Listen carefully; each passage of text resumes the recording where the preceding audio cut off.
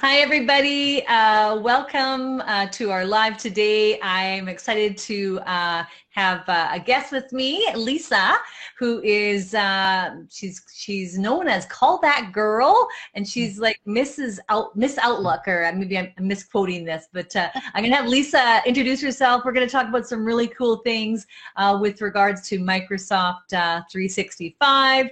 Everybody knows that that's my deal these days, talking about Teams and SharePoint and OneNote and OneDrive. So today's topic is about debunking some myths. So Lisa, give us a quick 30 seconds on who you are and what we need to know about your expertise. Sure. Well, I started my business in 2007 as a home business support out of Minneapolis, and through the years I started finding more niche work with remote. And in 2013 or so, I went remote only and started supporting Outlook on a national level, which I had to do a lot of marketing to get to that point. And that's when 365, the old Office 365, came into play. So since then, I had to add on services outside of being an Outlook expert. I had to learn migration work for 365. That was a big learning experience. Then I had to start learning OneDrive and SharePoint, and now Teams is the popular one. In the past year with the pandemic, the Teams has grown in popularity, but I'm finding that a lot of people still are a little confused about it. So they still tend to use their Zoom and their Dropbox, and they're not using the product they're paying for when you have Business 365. So that's when I start getting the calls. Yeah. Because I've already done the marketing for OneDrive and SharePoint and Teams, I get calls for people to generally fix problems, and then I turn them on to Teams. Right. Like, oh, you have a big problem with your SharePoint. Should we talk about Teams? And then, because kind of does the training, I'm more of a technical setup configuration person, and then I move into the training by person and a little more custom. But I don't do what Connie does. I'm more of a teacher instead of a trainer. Yeah, and we complement each other. In fact, it's from my Teams training that I have online. One of my students introduced us because he said, you know, Connie, I'm just working with Lisa, and I think she'd be a good complement to your business. So, so I'm thankful for that introduction from Matthew. So thank you, Matthew. So today, Lisa, we're going to talk about OneDrive. Now, you hear a lot of people, there's a lot of confusion with OneDrive. I'm hearing this a lot as well. People some of them just start using it and feel like everything's okay until they have some conflicts. And then, as you're going to talk about today, maybe we're using it in the wrong way because you think there's a myth out there in terms of what people think OneDrive is for. So I'll let you talk to that. So what's the myth with OneDrive that you're seeing? Well, before we start the myth, I want to talk about how it's set up for people, because this is where they don't understand it. And this is very important. Okay. So when you get a brand new computer and you have to log in and do the wizard and set up, right? Microsoft asks you to put in a password. And when it does that, it creates you a Microsoft account if you don't have one, and then it sets your computer up with a OneDrive account under that email. So people maybe log in with their Gmail. So now you have a Microsoft account using your Gmail address, and that's where the OneDrive is set up. That's number one you need to know. Number two is when you go to transfer your data, it will download everything into your new OneDrive, desktop, documents, everything that's from when you set it up. Now that's where I have pause, because people don't know that, and all their stuff is going into the cloud because OneDrive synchronizes with the OneDrive in the cloud. Right. And this is where the messes start.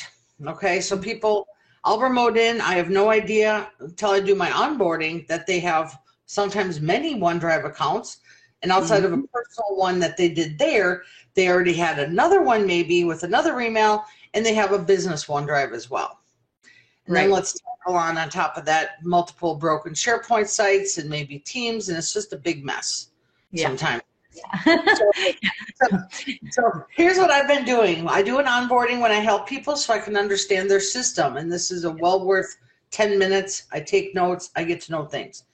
Then I start telling people, before I fix it, here's your problems, here's how we're going to do it. So the OneDrive data, when you transfer your data, it puts it in the cloud, but it doesn't download it to the computer. That's a blessing and a curse in disguise. because it's nice that it's all in the cloud. It doesn't take up your hard drive space, but it's really hard to back up. So let's say that one more time, because I think we just need to focus on that. So you're saying when we transfer, so what do you mean by that exactly? So are we talking about people have stuff on their My Documents or on their hard drive and they're transferring it into OneDrive the first time, that they're putting it just on the cloud and it's not synchronizing backwards? Or where are you seeing things go astray? So people take their external drives and they put their data on it, and then they go to their new computer and then they put it in the documents. It's not on the computer itself, right? Like it's going to the OneDrive documents though, and they don't know that. Okay. To get it into the real documents, you have to go through the C drive and go to the user profile, and then you go find the documents that's not in the OneDrive documents. Mm-hmm. It's a total mess all the time. But when I'm trying to fix the messes, I tell people, let's go look at your data first. Do you want that all in OneDrive? Many people don't even want it in the cloud. They did not know it was in the cloud. They don't know it's not in their backup. And that's another problem, is that people are like, whoa, it's part of the myth we're going to talk about. Yeah. It's hard to back up something when it's only in the cloud. So first tip is to go to your OneDrive, and if you see the status in the File Explorer, and you see status and you see a little blue cloud, it is in the cloud only. A light green check with like a white background means it's opened on the computer, and dark green means it's always on the device, and that is a backup file. You can back that up. That's a lot. That's a lot. It took me years to learn all that in that short amount of time to say it, okay? Now that I've supported it for so long. So one of the big myths that people think is, well, all my stuff's in OneDrive, it's all backed up. And I say, okay, it is in a file synchronizing program. I never will say backup for OneDrive. Now, like Dropbox does the same thing, file synchronizing, but it does now have a backup purchase. So you can add a backup. And OneDrive, you could do the same thing too, by the way, just for, because I do have some of my clients that do focus on OneDrive for their files and have the proper setup. So with the right backup, then that could be a good solution, right? Like what backup do you have? Well, just it's a cloud Microsoft 365 backup within the cloud, not a backup to the computer, because a backup to the computer when you're using the cloud isn't helping you with the files, right? And that's what you're saying right now. So the thing is, there's two backups that I'm aware of that I sell and support, and one is on the computer, which means you have to have all the data on the device. That can be done by Carbonite or any Backblaze or whatever. That one is most common for home users to install Carbonite, and then they have all their stuff synchronized and downloaded to the computer. Yeah. The other one is it's hard to buy third-party Office 365 or 365 backup programs on your own. You have to use a vendor, and it's cheap though. It's $3 a month a user, and that does all your Exchange, all your SharePoint, all your Teams, and all your OneDrive. So to me, there's better value to just have a $3 a month program. But those are really hard to buy if you're a home user. See? Right. So you're saying like the home users really is a lot of what we're saying here, because you're thinking of the people that are buying a new computer from the store, they're coming home and setting it up or starting to use it, and they don't even realize that it's changed the way they're dealing with their files, and they don't notice it until it's maybe too late, until they don't have the backup that they think they should have. So, and also, Connie, a lot of your clients and my clients are business people, but guess what? They work from home and they have a home setup, whether you know it or not. So that's the complications that consultants like us or trainers have, is all their stuff in a OneDrive personal account. Very possible. So that's why I try to teach both here, because a lot of business clients at home have two OneDrives. Yeah. One is from the one they set up on their Windows, and one is for their business account, which that's where most of the calls come in. Yeah. For people that have problems with sharing their OneDrive, and they're sharing it all wrong, and it's all messed up. And you know how I like to say it, and Connie says it too. OneDrive is for one person. SharePoint is for sharing. So. Mm-hmm. Yeah, and you're so right in terms of the home computer, the home use, and we sort of take things for granted. You know, over the years we've had a computer, and we felt like, okay, well, I know where my files are. I keep them in the same place. On the new computer, I'll just throw them in the same place. But it's just that Microsoft's changed the way things work with Windows 10 and with well, Windows 10 really, because OneDrive is now part of Windows 10. And that the personal OneDrive. Right. Am I saying that right? Is that Yep. the way you would say? Yeah. So but then there's the business. What's that? Very integrated, yes. Yeah. Where the business OneDrive is a whole other story, because if you are doing work for your organization, you want your organization to have those files within their files, and that could be all backed up by them. But if you're working in the wrong OneDrive and you don't even know it, then the business will not even have access to your files. So that's scary. So what do you find people don't reach out to you then? When do you get the calls? When do people start noticing that, hey, I'm on the wrong system or something's wrong here? What do you find is the trigger point? Well, what's typical of the calls I get is exactly this. The folks have set up their Windows with either a business email, and this is big to know, because when they're setting it up, they're like, oh, let me just go type in my domain email. Then that sets up a personal Microsoft account with your business email. Then you have your business email on 365. That crossover can be very dangerous, and that's where a lot of the confusion starts. That one, plus the other one that people have been, and I love this one, I've been using this for 5 years, and all their stuff is in there, and they're trying to share it out, and things aren't working. And I'm like, well, so now we have to go and move the data to your proper OneDrive, which, by the way, I found some new tricks lately on how to do that. I'm learning sometimes. And then sometimes that's when I say, let's take a stop and figure out your data, and let's put it in the right. Maybe you put it in Teams first, then we put it in SharePoint. Depends on what you're going to do with it. And that's when people start to see the value of hiring the configuration specialist to go, okay, we're going to rework it all. I help them do all the synchronizing, the setup, the data, phones, and give them all their little then they can do the training after that. But the setup is important. Yeah, let's just put it this way. I mean, computers really is my life, as most people will know, because that's what I do. Is I teach people how to use them effectively. With that being said, though, I also respect them enough that this is the tool I use all day long, and I'm not going to mess with it and have things go wrong. So my practice always has been, and I don't know if this has ever changed.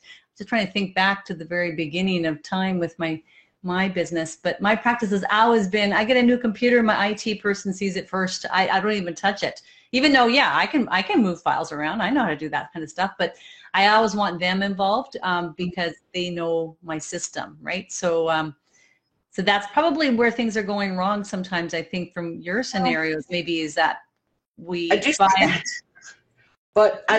try to be very kind when I'm talking about other people in my profession who did it wrong. Oh no, I'm not saying it's wrong. Yeah, it is wrong. No, it is wrong what the tech did. But here's the reason why some people don't set it up correctly, is because they possibly don't do that work every day.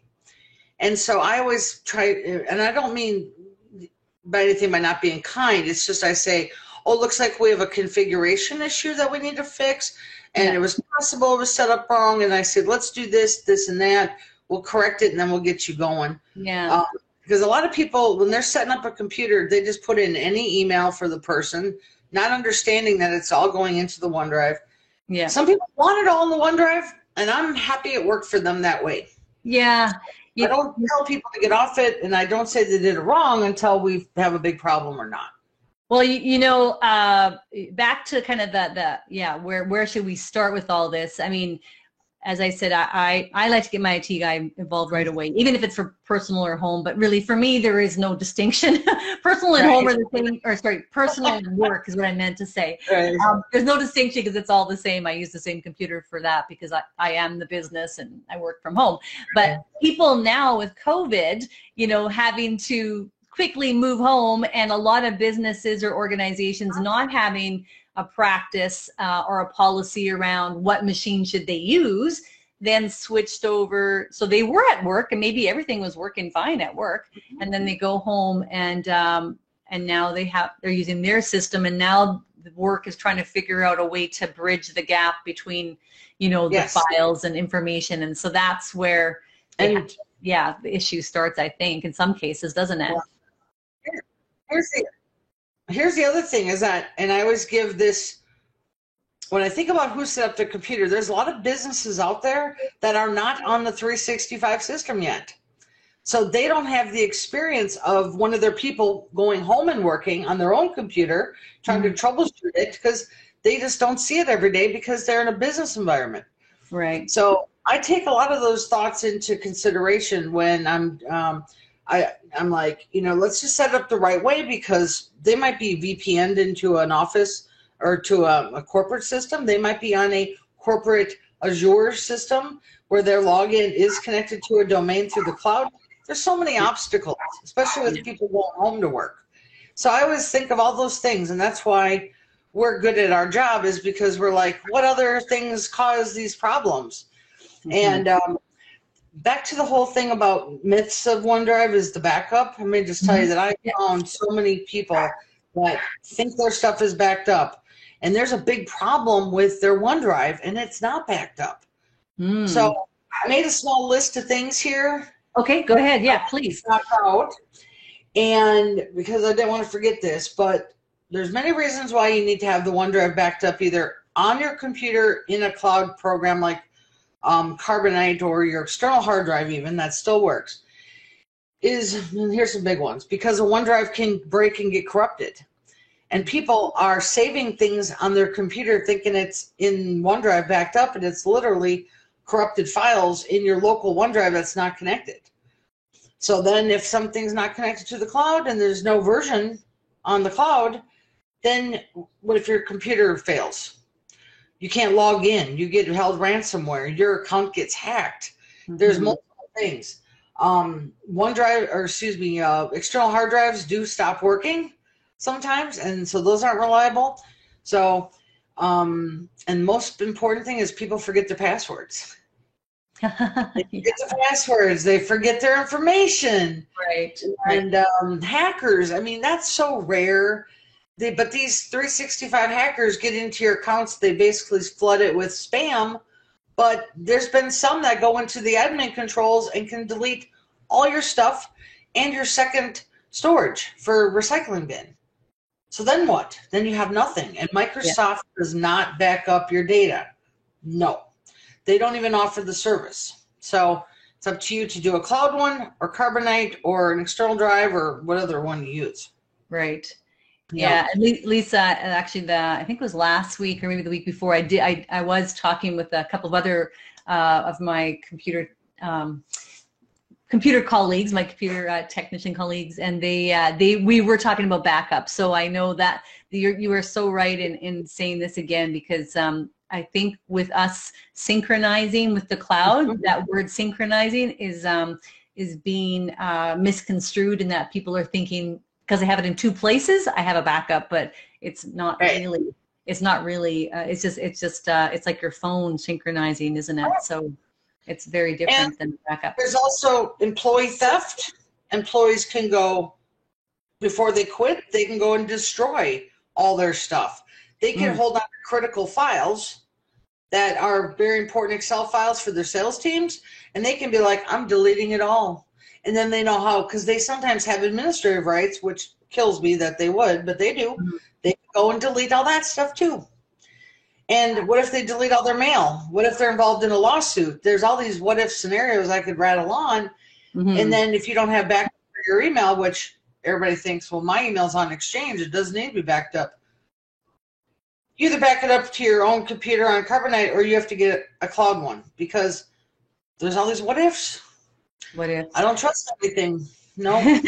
Okay, Lisa, you're kind of scaring me and probably everybody else is watching maybe. But so what's the solution here? So how do we move forward? What do we need to be looking out for? And, I mean, I guess and I'm going to use a word here that's going to kind of talk about so I'm just going to say that I'm assuming, which is not the right word here, but I'm assuming that businesses or organizations, nonprofits, they have the setup correctly, but that assumption is what gets people into trouble. So that's one scenario. Right. The other one is people that buy a computer for home use, but use it for all kinds of other reasons, and they just bought it, so they assume it works like the one they used 10 years ago, and it's not.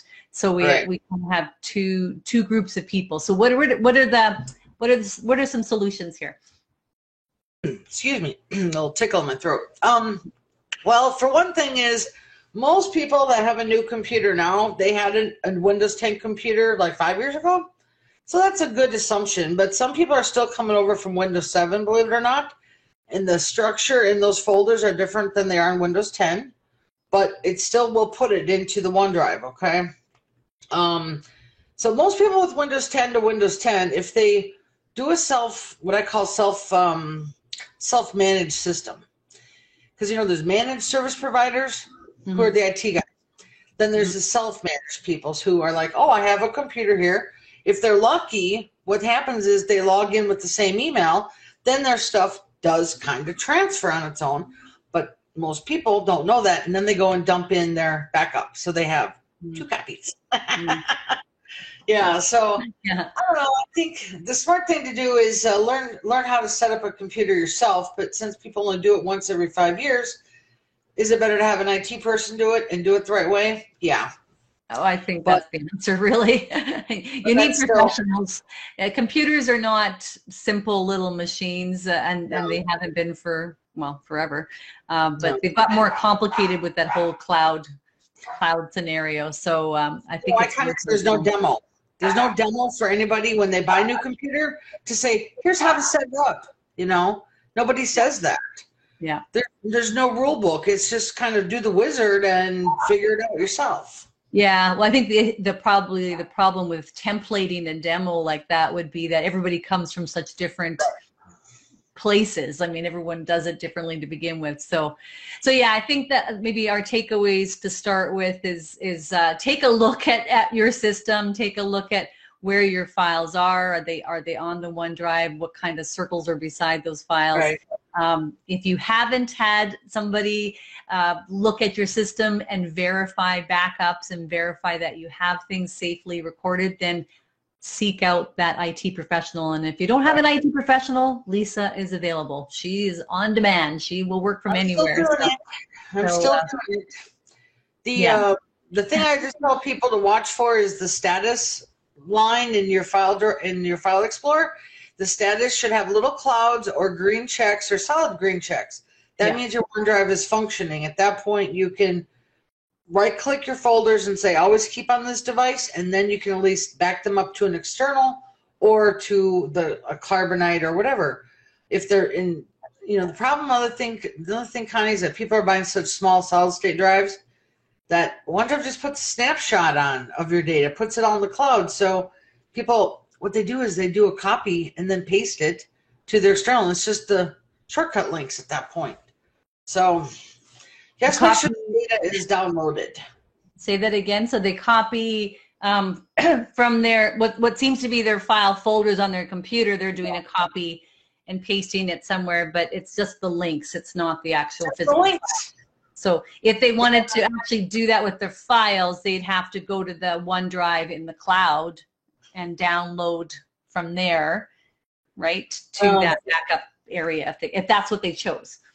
Yeah, so just if you're going to make sure there's a hard backup, to make sure you right-click and say always keep on this device, because if you don't, you're just going to take a copy of the shortcut link, and then nothing's there. It's all in the cloud still. That's the thing you said earlier is like, you're scaring me. I'm like, I know. How do you think I feel every day when these people are like, oh, I backed up? And I go look and I'm like, You backed up the shortcuts. Yeah. No one told you. How are you going to know? Yeah. You know, I would never, I had to learn the hard way, which means I had to learn by failure on everything I know now. Like, there's no magical training text either.